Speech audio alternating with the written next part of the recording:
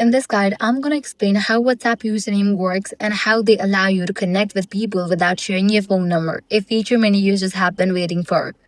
Traditionally, WhatsApp has always required a phone number to chat with someone, but with the introduction of usernames, things are starting to change. Instead of giving out your personal number, you can now create a unique username that others can use to find and message you. To get started, launch WhatsApp and navigate to your profile page, then head over to account settings. If the feature is available to you, you will see an option to create a username. Choose something unique. This will act as your identity on the platform, similar to how username works on other social media apps. Once a username is set, you can share it with others instead of your phone number. People can simply search for your username within WhatsApp and start a conversation with you, making it much more private and secure.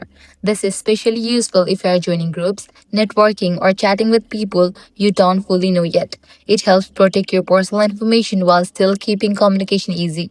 Keep in mind, this feature may still be rolling out and might not be available in all regions or on all devices yet.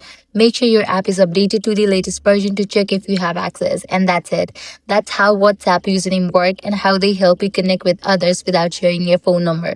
If this guide was helpful, do not forget to like, share, and subscribe.